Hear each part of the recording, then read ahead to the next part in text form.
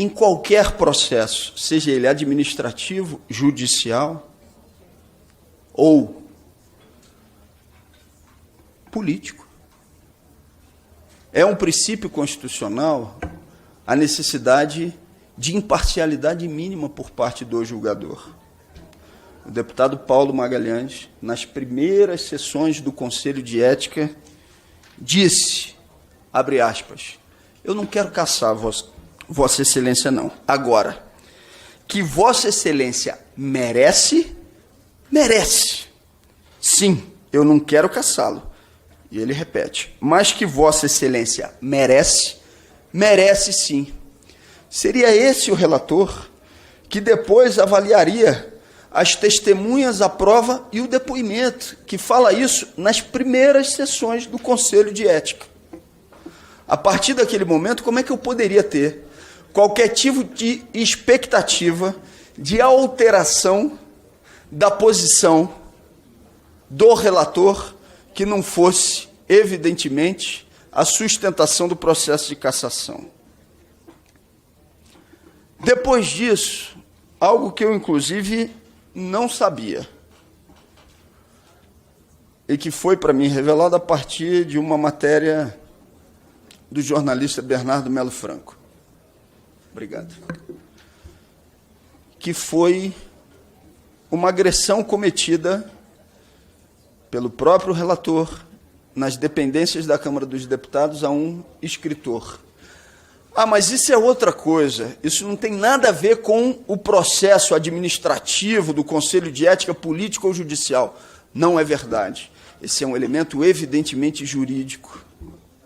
Quem cometeu um assassinato não pode ser julgador de um assassinato.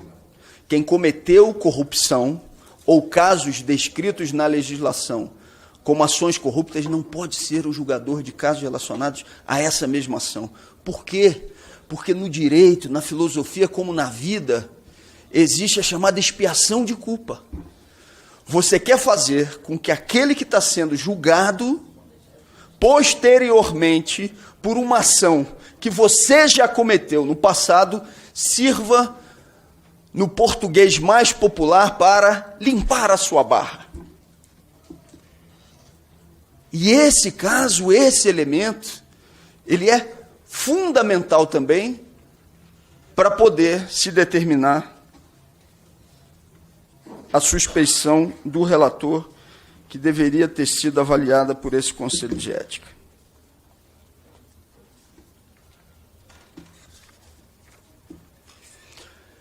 Indeferimento de testemunhas. A defesa tinha e tem uma tática evidente. Eu não deixaria de me posicionar sobre a minha reação ao provocador do MBL, mas eu demonstraria quem eram os articuladores da agressão, que o sujeito estava pago para fazê-lo, e aí não sou eu que estou falando, foi ele quem disse. No depoimento que deu no Conselho de Ética, disse que estava pago, que é pago pelo MBL. Para exercer qual atividade? Ele teve dificuldade em dizer a dificuldade. Eu não preciso, eu só estou me atendo a fatos. Foi ele quem disse que é pago para isso. Então, a tática da defesa.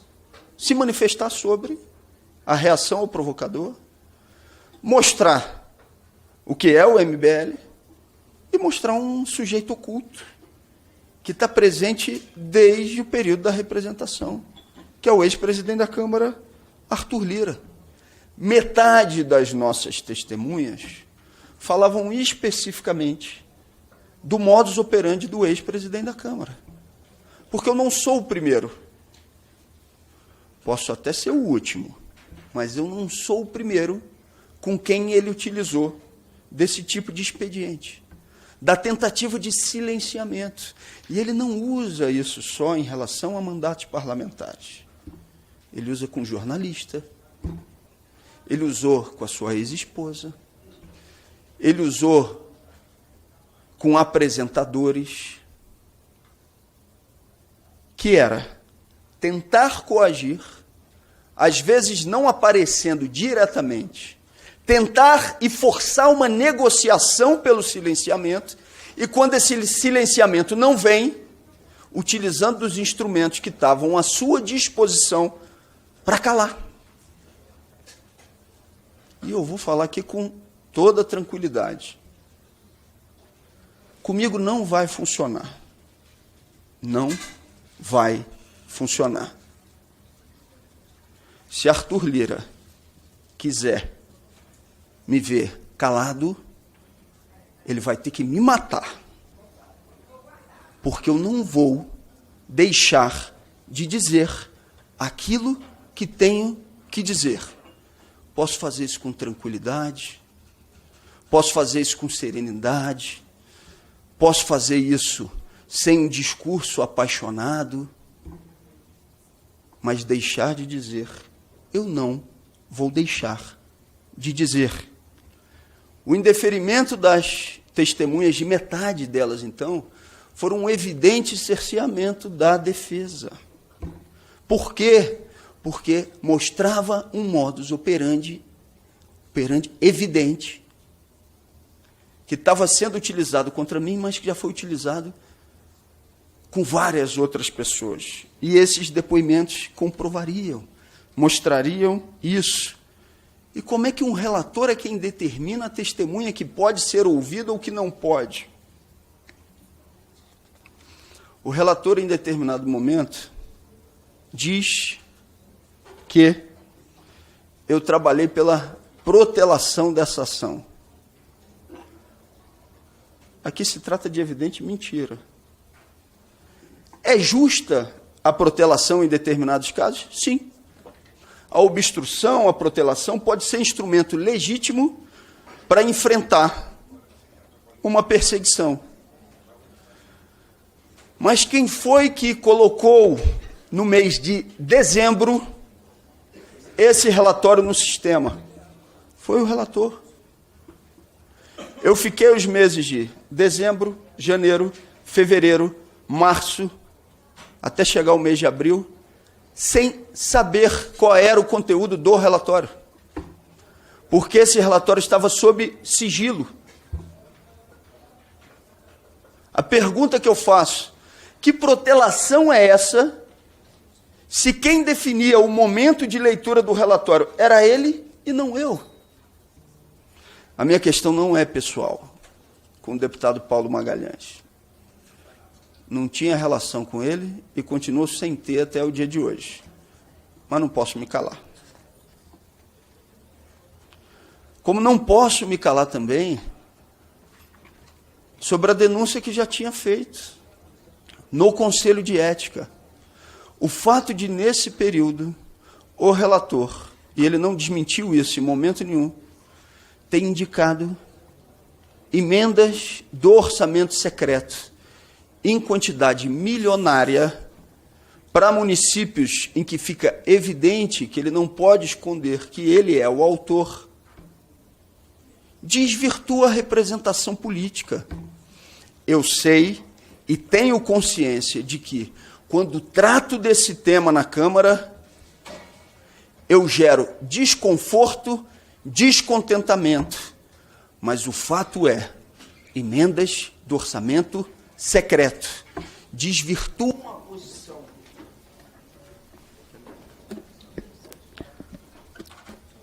Deputado Glauber, Vossa Excelência já atingiu o tempo regimental de 25 minutos da sua fala, mas essa presidência vai conceder mais 12 minutos e 30 segundos para que Vossa Excelência possa concluir a sua defesa. Obrigado, presidente. Inclusive, depois disso, eu também vou me deslocar, porque eu estou com um voo marcado, com um ato que está marcado hoje no Rio de Janeiro. Tem mais de 40 caravanas das mais variadas regiões, tem ônibus saindo, inclusive, de São Paulo, então também vou ter que ir lá, senão não chego a tempo do ato. E já quero, de antemão, agradecer a todo mundo que está mobilizado e se movimentando. Eu sei que esse é um tema que incomoda, mas o fato é, desvirtua a representação a forma como o recurso público tem sido utilizado. Não é razoável que o ex-presidente da Câmara, numa ligação, retire do objeto original de uma comissão, como foi dito pelo deputado Zé Rocha, 300 milhões de reais. Isso desvirtua qualquer representação. Eu falei do quadro de Alzheimer da minha mãe. Depois que minha mãe faleceu, eu, evidentemente, tocado e atravessado pela situação dela, acabei vivendo isso de uma forma muito dura, passei a pesquisar e procurar mais sobre o Alzheimer.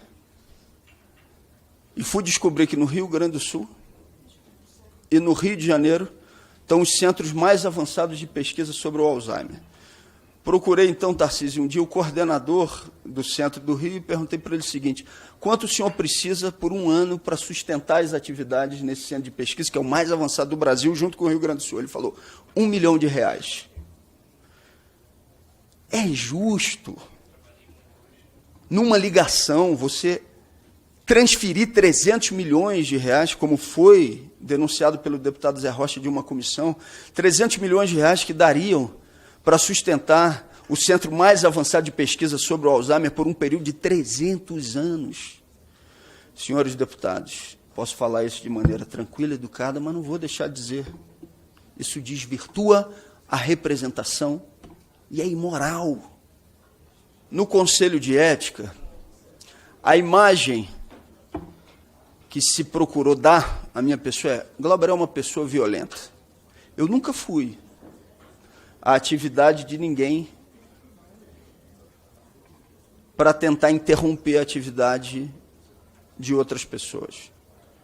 No caso do provocador, foram 7 vezes. 7 vezes. Aqui na Câmara foi a 5ª. Mas depois disso, ele não teve dificuldade, ele manteve a audácia de fazê-lo por mais 2 vezes. Porque isso dá grana, porque ele era pago para isso, e porque ele achou que com isso conseguiria se eleger vereador na cidade do Rio de Janeiro. Acabou perdendo. Eu não tenho mais raiva desse rapaz. Falando sinceramente. Às vezes tem até um pouco de pena. Inclusive agora saiu do MBL, porque fez o serviço sujo, aí foi descartado, aí agora está procurando se encostar em algum outro grupo político. Eu não duvido, inclusive, que daqui a pouco esteja me esperando mais uma vez.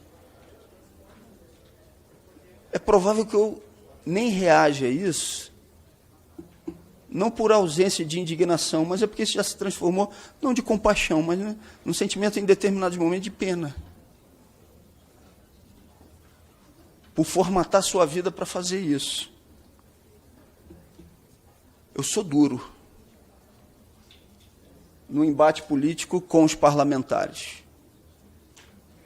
Posso, em determinados momentos, inclusive, ultrapassar o tom. Agora, perguntem para o conjunto dos trabalhadores da Câmara dos Deputados qual é a minha relação de respeito com eles. Não tem coisa para mim mais emocionante, que mais me preenche, quando o pessoal do café, da limpeza, os trabalhadores administrativos, quando eu vou passando pelo corredor, eles vão: vai firme, estamos junto contigo, estamos orando, estamos rezando. Nesses 9 dias, inclusive, que passei aqui em greve de fome, foi para mim um momento de muito aprendizado. Conheci a Câmara escondida, inclusive, que o grande público não conhece. Aliás, senhoras e senhores, é um absurdo o que é o banheiro dos trabalhadores terceirizados da Câmara, onde eu tomava banho todos os dias. Muito diferente do luxo que, em determinados momentos, tem os palácios ou o espaço institucional. Se eu tivesse atacando moralmente ou sendo violento ou agressivo com alguns desses trabalhadores, eu seria o primeiro a dizer: tenho que ser caçado, ou me casse. Mas nunca fui e não serei. Porque eu tenho um enorme respeito por eles. Agora, com o deputado, não. Com o deputado, eu tenho que manter posição dura. Eu estou aqui para representar o conjunto daqueles que me confiaram essa tarefa. E ser duro não quer dizer que, em determinados momentos, não posso, inclusive, extrapolar de determinadas posições e pedir desculpas. Já fiz isso. Agora, nesse processo, eu fui várias vezes instado a pedir desculpas. Glauber, pede desculpas para diminuir essas tensões. Pede desculpas. E muita gente fazendo isso da maneira mais solidária possível, mais preocupada. Senhoras e senhores, eu não posso pedir desculpas. Eu não tenho do que pedir desculpas. Eu não posso me ferir de morte. Eu sou o primeiro a, quando avalio que errei, procurar e fazer o pedido de desculpas. Eu não tenho dificuldade em fazê-lo. Agora, pedir desculpas sem considerar que errou é uma agressão para mim maior do que a perda do mandato. E isso eu não posso fazer.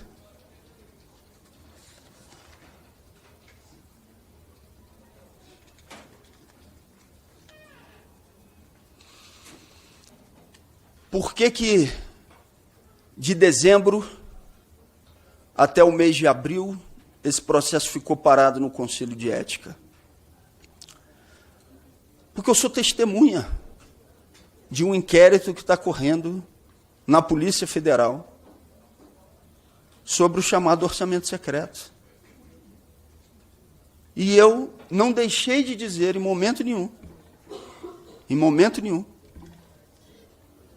que no meu depoimento, inclusive, falei especificamente sobre a ação do ex-presidente da Câmara e daquilo que se transformou em uma lavanderia do ex-presidente da Câmara, Arthur Lira, que é o município de Rio Largo.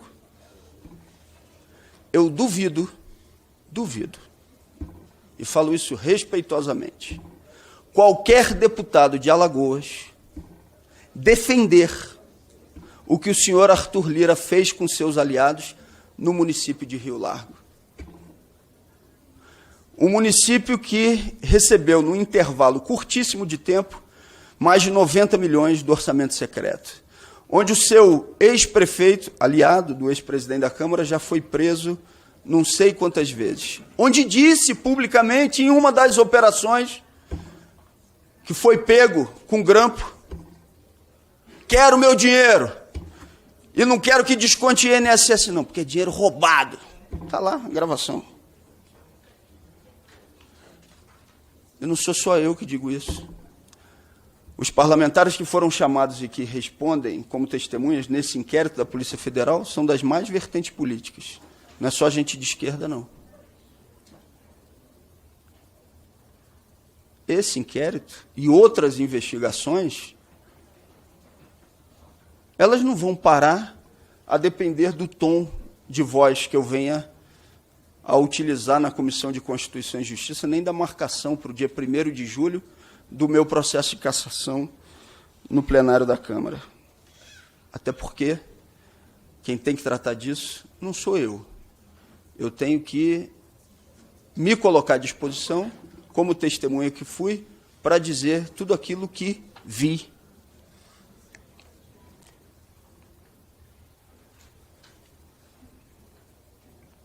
Deputados e todos que estão aqui, não teve até hoje um único parlamentar que chegasse para mim, concordando ou discordando de mim, para dizer: Glauber, o Arthur Lira não tem nada a ver com isso.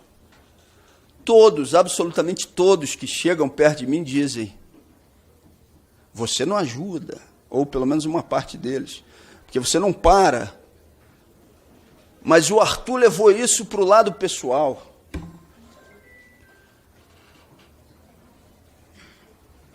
Não teve nenhum que disse que não é ele. Ninguém na Câmara. Todo mundo sabe que ele é quem está movimentando esse processo. Ninguém se arrisca a dizer que não é. Eu lamento. Acho, inclusive, que ele está sendo irracional. Porque imaginar que me caçar vai facilitar alguma coisa da vida dele é o contrário. Um cadáver político tão pequenininho como eu vai se transformar numa força ainda maior de denúncia contra ele. Ou ele está achando que por me caçar isso está resolvido. É evidente que não. Mas talvez por estar trabalhando com o fígado, está inclusive do ponto de vista racional, deixando a razão de lado. Mas isso é ele quem tem que resolver, não sou eu.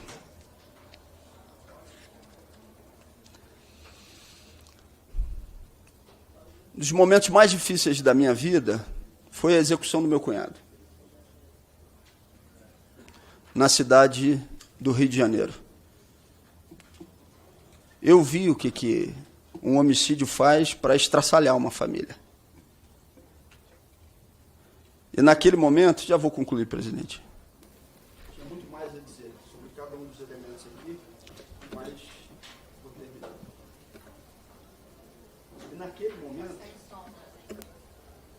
E naquele momento, quando você sofre determinadas dores, você passa a ser sensível a dores que você não tinha vivenciado.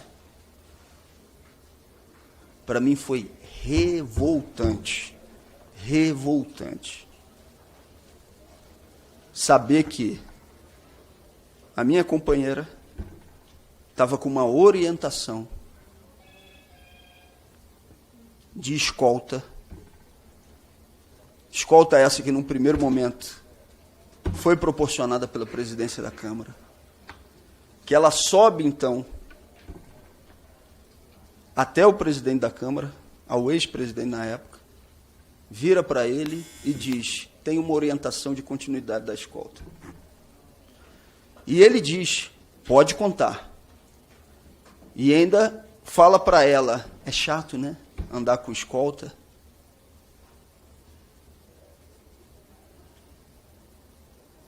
E no mesmo dia, quando eu subo na tribuna para fazer uma reclamação banal, importante, mas que eu não utilizei. Para concluir, deputado Glauber, por favor. Mas que eu não utilizei nenhum adjetivo, Chico, mas porque eu reclamei, porque as galerias estavam fechadas para o acompanhamento das pessoas em relação ao que estava ali acontecendo. O ex-presidente da Câmara vai e corta a escolta de Sâmia, que tinha uma orientação política e uma orientação jurídica, investigativa, para continuar com a escolta. E que a gente não podia nem publicamente revelar isso, porque isso envolvia questões de segurança. Esse é o grau de perseguição. Isso, para mim, é muito pior do que operar uma tentativa de cassação. Sinceramente, consegue ser pior. Eu estava com um argumento aqui para tratar de cada um dos pontos. Sei que essa Comissão de Constituição e Justiça vai avaliar a posição do relator de hoje. Volta terça ou quarta, presidente, da semana que vem? Já tem data prevista? Que vai ser feito pedido de vista? Já tem indicativo, não? Eu vou, após a concessão do pedido de vista, eu vou informar a data da próxima reunião. Seja terça ou quarta-feira da semana que vem, vai ser apreciado. E depois de 60 dias, que na nossa avaliação cai no dia 1º de julho, eu vou enfrentar essa votação no plenário da Câmara dos Deputados. Presidente, relator, deputados e deputadas que estão aqui e aqueles que não estão aqui nesse momento, estou à disposição para apresentar as razões a cada um e a cada uma dos senhores.